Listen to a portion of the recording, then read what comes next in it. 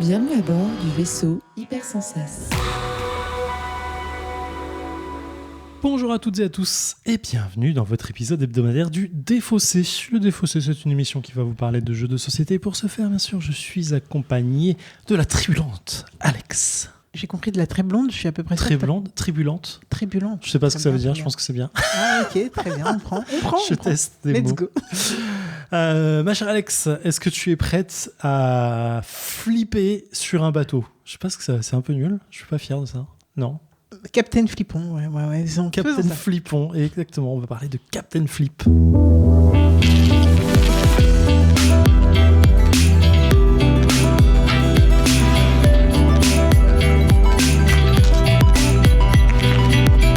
Alors le Défaussé, c'est une émission qui va se passer en 3 parties. Dans une première partie, je vais présenter Captain Flip à Alex qui connaît déjà le jeu, on le sait, mais c'est pas grave, c'est pour vous en parler aussi au passage.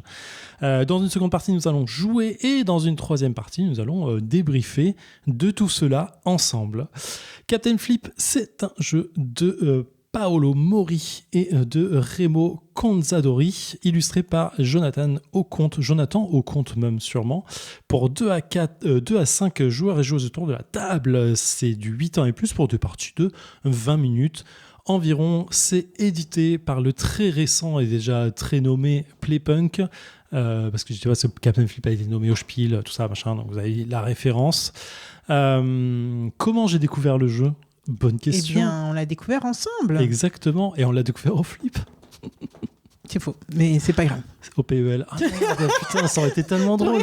Ça aurait été tellement drôle, je m'en veux. Je vais te laisser dans ton truc, hein, mais c'est faux. J'avais une acronyme en tête quand je le voyais, c'est pas grave. On a découvert ça au PEL de l'année dernière, parce qu'on n'a pas eu cette année, vous le savez.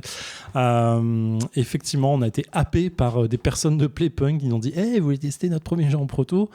On a testé. Et du coup, voilà, un an après, un peu plus, non, le jeu est nommé. Un an et une nomination. Et une nomination au Spiel, effectivement. Donc voilà, qu'est-ce que Captain Flip pour ceux et celles qui ne connaissent pas? Ce jeu Captain Flip qu'on va avoir, c'est un jeu donc qui se passe sur un bateau pirate. Il y a une histoire autour de ça, parce que les plateaux vont changer, vont raconter l'histoire du bateau qui s'est échoué sur une île, qui va essayer de se faire sauver sur un radeau, puis qui va se faire attaquer par un kraken. Tu l'avais pas? Tu me regardes bizarrement. Tu savais pas? T'avais pas vu l'histoire? Ah, c'est trop drôle. Bon, on me l'avait présenté, donc je trouvais ça intéressant comme petite narration, entre guillemets. Et sur le bateau, on va avoir des cases. En haut de ces cases, il y a des récompenses et on a un sac de tuiles. La particularité du jeu, c'est qu'on va aller piocher des tuiles dans ce sac. On va regarder le personnage qui en sort sans regarder le verso de la tuile. Et on a le choix. Soit on pose le personnage tel qu'on le voit, soit on flippe, d'où le nom, la tuile, et on découvre ce qu'il y a de l'autre côté. Et là, on n'a plus le choix, on doit le poser. Le ou la poser, parce que ça peut être un personnage féminin. Lorsqu'on le pose ou la pose sur son bateau, on résout son effet qui peut être divers et varié. On peut gagner un nombre de pièces spécifiques suivant le nombre de personnages qu'il y a dans la ligne. S'il y a des effets de fin de tour, on peut flipper une tuile qui est adjacente à celle qu'on vient de mettre. Bref, il y a plein de petits effets. Et on continue comme ça. Le jeu se termine lorsque 4 colonnes ont été complètement remplies. Par une personne. Par une des personnes autour de la table, en effet. Lorsque c'est fait, on compte les points de tout le monde autour de la table et la personne qui a plus de points gagne tout simplement la partie. C'est simple, c'est très très simple. Je donnerai mon avis de la première partie et de ce qui en est maintenant pour mon avis après dans la troisième partie de cette émission. Alex, est-ce que tu as des questions, des doutes, des interrogations ? Non, c'était très complet, très clair, très... Règle simple et claire, je veux dire, clairement, on y est bon. Que dire d'autre ? Rien, je crois qu'on peut y aller, hein, on peut tester et flipper. Let's go.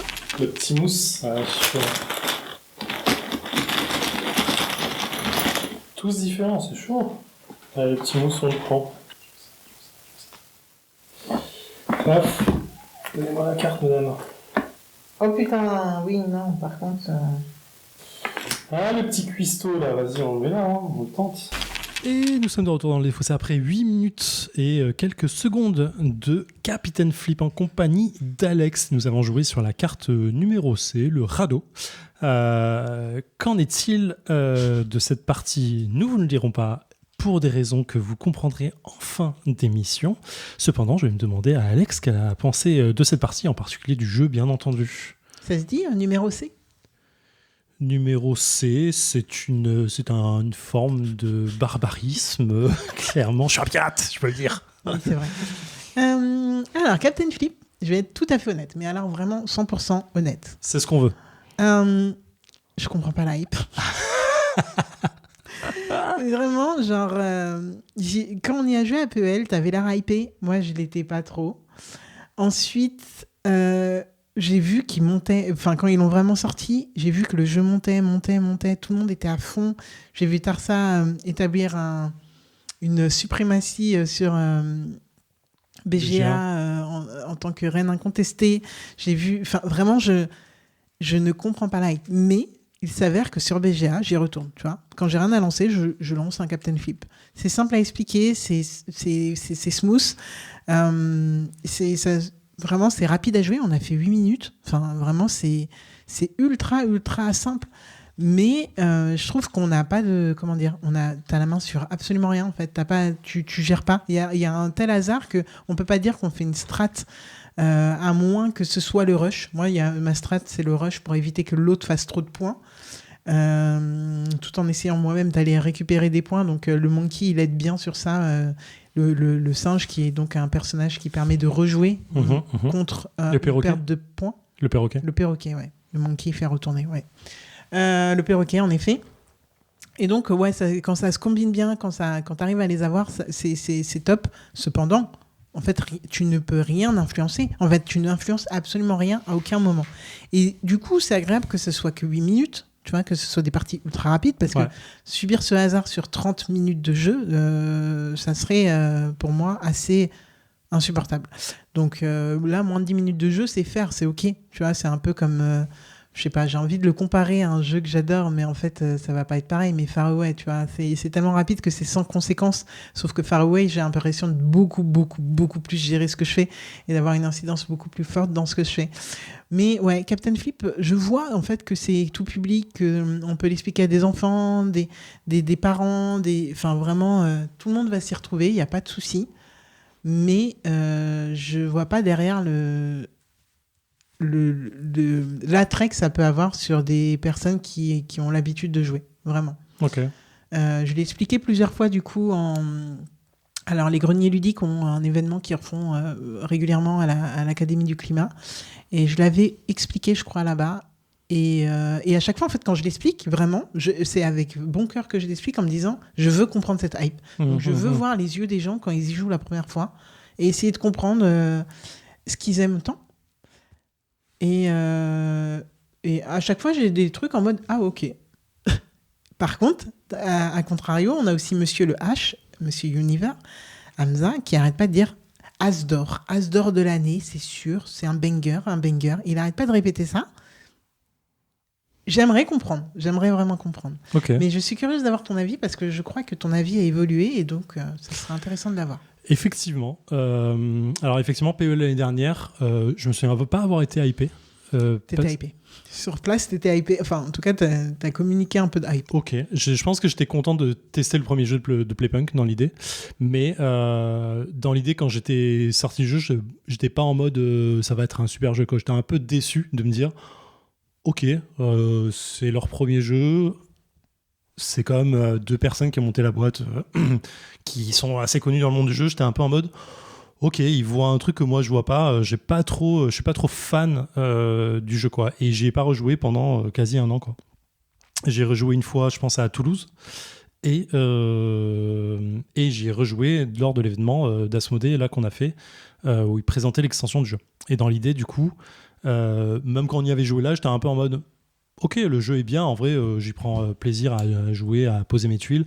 J'ai fait 2 ou 3 parties absolument désastreuses dans la soirée où j'ai perdu parce que j'ai eu 4 canonnières, un truc comme ça, vraiment dans le mode ok, tu vois. La canonnière. Et du coup, je comprenais pas la hype non plus sur ce jeu. Jusqu'à... Je suis rentré chez moi. Donc, on a eu le jeu par Asmodée qui nous l'a filé pour la soirée et pour qu'on le présente, ce qu'on fait. Du coup, je rentre chez moi et sur l'extension, il y a un mode solo. amateur de mode solo, je lance le truc, j'ouvre la boîte, je regarde ce que ça donne, je lis les règles en solo qui sont 95-99% même la même règle. Il t'explique juste c'est sur le recto, le verso de l'extension. Il t'explique juste comment gérer certaines cartes qui ont un effet sur les autres joueurs et joueuses autour de la table. Là, en solo, comment tu dois les gérer. Il y a ces 3 règles, littéralement. Et du coup, je joue. Je fais une première partie. Je fais un score de merde. Je fais genre 30 points sur les 80 que tu peux faire au maximum. Je fais ok, c'est nul. Je retente. Je fais un meilleur score. Je retente. Je crois que je fais au bas mot 6 ou 8 parties d'affilée, en fait. À 6 ou 7 minutes par partie. Tu vois l'idée, quoi. Et en vrai, à la fin, je suis en mode kiff de ouf. Addiction, quoi. Tu vois, en mode wow, en fait, c'est trop bien. Attends, je vais en refaire une autre. Attends, j'en refais une autre. Franchement, j'en fais une dernière. Et en fait, je comprends. J'adore le jeu maintenant. Vraiment, je suis en mode, j'adore ce jeu. J'ai envie de jouer. On me propose une partie, je dis ok. Je dis pas que je vais gagner. Je dis pas que je vais faire une super partie. Sur l'effet tactique, il y a énormément de hasard, mais quand tu enlèves ce hasard, qu'est-ce que tu peux contrôler ? En fait, c'est le choix de flip ou pas. C'est vraiment la puissance du jeu pour moi. Et je parle de puissance, j'exagère très largement le terme, mais la force du jeu, c'est ça. C'est de dire, est-ce que je prends ce risque de tirer, de retourner cette tuile ? Et en fait, c'est une forme de calcul de probabilité. C'est ok, j'ai cette tuile-là, je dis n'importe quoi, c'est une canonnière, c'est ma deuxième, ça me donne 5 points. Est-ce que je la retourne ou pas ? J'ai le cuistot, ça me donne 2 points si je le pose. Est-ce que je retourne ou pas ? Et si je retourne et que je tombe sur une canonnière et j'en ai déjà 2 sur la table, c'est dangereux. Est-ce que je vais prendre ce risque ou pas ? Et en fait, tu as un peu un effet de bluff sur toi-même qui est assez intéressant, je trouve. Pour moi, c'est ça, la force du jeu, elle est là. Et c'est finalement essayer de voir le long game, je vais me déguimer là-dessus sur un jeu qui dure 10 minutes, du jeu de où est-ce que je vais me diriger ? J'ai 2 moves. Est-ce que je risque toujours de retourner pour en avoir un 3e, un 4e ? Est-ce que je prends ce verrou ? Et en fait, pour moi, c'est que des petits questionnements qui vont aller dans ce sens-là et te se dire ok, j'ai une bonne config maintenant que je commence à connaître, j'ai 2 canonnières, j'ai 3 charpentières qui me donnent tant de points, j'ai une bonne config de jeu, je peux essayer de mettre fin à la partie tout de suite et essayer de choper un truc. Et en fait, je pense qu'au bout d'un moment, c'est de loin, très loin, c'est un peu comme des échecs, c'est une situation de jeu que tu vois sur ton plateau et je vais très loin, je sais, mais j'essaie d'expliquer ce que j'ai en tête là-dedans. Ce que ça te fait ressentir en tout cas. Ce que ça me fait ressentir, exactement. Je vois la configuration de mon plateau, je vois si je peux finir le jeu tout de suite ou essayer d'obtenir cette colonne-là qui va me donner un effet supplémentaire, quelques points supplémentaires. En tout cas, c'est en solo, c'est ça que je ressens. Ouais, ok. Alors, 2 choses petit commentaire de mon côté. En fait, quand tu m'en avais parlé de ça en off, tu m'en as parlé il y a plusieurs jours, je croyais que c'était sur le jeu de base déjà en fait. Alors, et en l'extension, ça change pas grand-chose. Hein. Ouais, mais en fait, c'est pas prévu puisque le jeu de base, il y a bien marqué 2 à 5 joueurs. 2 à 5 joueurs. Ouais. Donc, c'est pas prévu. Et là, tu viens de le dire sur l'extension. Ce qui veut dire que de base, c'était pas, tu vois, ce qui était de base recherché, je pense. Et ça, c'est quelque chose qui a été ensuite ajouté. Sur la situation de jeu, je veux dire ? Même sur la manière de penser le jeu, je pense, puisque c'est rajouté. En vrai, après. le solo ne change pas ma façon de penser le jeu. C'est juste que... Oui, mais en fait, là, toi, ce que tu dis, c'est que là, tu joues d'une certaine manière en solo. Je jouerai de la même façon. Je joue de la même façon quand on joue ensemble. Ce que change le solo, ce qu'apporte le solo dans l'idée, c'est quand tu finis la colonne, je crois que c'est sur la phase B, ça a des effets sur les autres personnes sur la table ou pas. Et c'est juste ça ce que gère le solo, c'est considérer-le comme ça. C'est juste ça. Quand tu prends le cartographe, quand tu prends un 2e cartographe, tu perds la carte. Et quand tu en prends un 3e, tu reprends la carte. C'est juste ça ce qui amène le solo, c'est ces petites conflits de règles que tu pourras avoir en tout du seul. coup, En fait. tu trouves pas que c'est antinomique et même assez drôle que tu aies dû passer par le solo pour finalement apprécier le jeu en général. En général, ouais. En fait, ce que m'a permis le solo, c'est d'enchaîner les parties beaucoup. Ouais, en fait. ouais. C'est ça. C'est que si j'avais fait qu'une seule partie à la volée de temps en temps, je pense que je serais jamais rentré dans le jeu en mode ok, c'est ça qu'il faut comprendre en fait. Enfin, c'est ça que le jeu, moi, je comprends du jeu et que j'ai envie d'avoir comme ressenti. Et là, le fait d'avoir joué quasi 1h30 d'affilée au jeu, en fait, ça m'a fait comprendre ça. Et au bout d'un moment, j'étais vraiment en mode putain, j'ai fait, je sais plus, à la moitié de mes nombre de parties, j'étais en mode ah putain, cette config, elle me fait gagner pas mal de points. Ah, si je retourne la canonnière après avoir gagné ces points et que je la retourne avec un singe, en fait, je garde les points quand même. Et si je peux la retourner derrière, je peux essayer de faire un truc. Et donc, du coup, je suis rentré un peu dans cette méta-là, en fait. Et je sais pas si les auteurs du jeu, si les éditeurs avaient ça en tête. Vraiment, j'en sais rien. Et j'aurais jamais l'occasion de poser la question, j'imagine. Mais pour moi, c'est ce que ça m'a débloqué, en fait. C'est ce truc de... En fait, il y a des tactiques à aller chercher, à aller essayer de trouver, et tu prends le risque de l'avoir ou pas. Et le jeu, c'est juste une prise de risque qui est minimum. Je prends un truc. Mais quand tu l'as, ça marche très très bien. C'est un stop ou encore un peu amélioré ou différé. Voilà, c'est différé, ouais, clairement. Et moi, ça m'a vachement excité quand je l'ai compris, quand j'ai essayé de trouver du coup des configs de jeu. Et je me suis enchaîné les campagnes, donc les 5 tableaux, je crois qu'il y en a 5 maintenant. Et j'ai recommencé de temps en temps. Je me fais une partie comme ça en mode, je vais essayer de m'en faire une. C'est rapide à jouer, c'est précis, ça amène un petit rush cool. Et du coup, j'ai kiffé. Et du coup, à plusieurs, tu continues du coup à avoir vraiment cette... Je le présente dès que je peux en duo, trio, en mode je vous présente un nouveau jeu, c'est rapide, ce truc. 5, trop long pour moi, quoi. Mais ma capacité du downtime est réduite au fur et à mesure que je grandis, que je vieillis. Mais 5, c'est un peu long pour moi. Surtout si tu as des nouveaux ou nouvelles joueuses autour de la table, c'est un peu plus lent, mais pour pas grand-chose.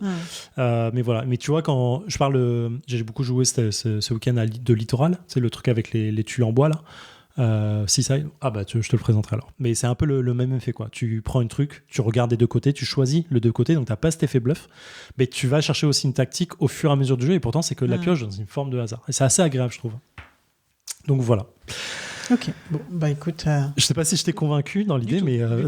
c'est pas grave, en fait. Est-ce que tu comprends au moins l'idée, quoi? En fait, ça me semble vraiment particulier comme cheminement, mais c'est intéressant, tu vois, c'est intéressant. Mais effectivement, ce que en parlant là et en conscientisant ce que j'ai vécu, ce qui est intéressant, c'est que finalement, c'est le fait d'avoir joué beaucoup au jeu, ce que le jeu veut en fait sur un jeu qui dure 20 minutes sur la boîte. Je pense qu'il a envie que tu joues plusieurs fois, en fait, que tu y reviennes pour comprendre ou juste pour reprendre du plaisir. Et du coup, c'est vraiment ça, quoi. C'est vraiment le fait d'avoir enchaîné les parties, ce que j'imagine plein de personnes ont fait un soir aux 4 autour de la table en disant on en refait une.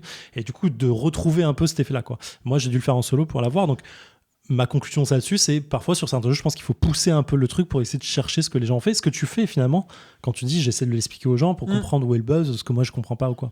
Et juste, ça t'apporte pas cette sensation, je peux le comprendre aussi, hein, clairement, c'est légitime. Il en faut pour tous. Exactement. Voilà, Captain Flip, donc un jeu de Paolo Mori, Remo Conzadori et illustré par Jonathan Auconte, édité par Playpunk pour 2 à 5 joueurs, 1 à 5 joueurs si vous avez l'extension, pour 8 ans et plus, pour des parties de 20 minutes.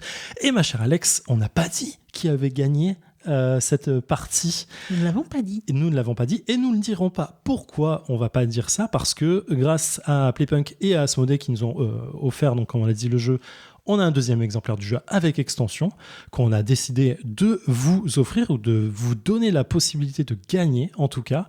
Donc la question à répondre sur le post Instagram qui sera publié au moment de l'émission, machin, vous avez compris, ce sera donc de nous dire qui a gagné autour de cette table et à combien de points la personne a gagné. La personne qui sera la plus proche parmi ceux qui ont la bonne réponse, bien entendu, seront tirés au sort. Et puis voilà, puis on vous contactera, puis on vous enverra ce jeu avec l'extension, exactement comme tout concours prévu. Voilà. Si vous mettez des mots gentils dans les commentaires, ce sera un bonus qui ne vous comptera pas plus comme gagnant, mais qui nous sera très plaisant. Mais plus dans notre cœur. Exactement. C'est important. Donc voilà, je ne sais pas, au moment où on enregistre, je ne sais pas quand est-ce que le post sortira, mais vous le verrez, on le répétera, on vous martèlera ça comme on peut. Et donc voilà, si vous écoutez l'émission, vous avez une chance de gagner cette boîte de Captain Flick avec extension. Ma chère Alex, on se retrouve la semaine prochaine. Exact. Et tu seras aux commandes. Exact. Prenez soin de vous. À bientôt. Ciao. Fin de transmission.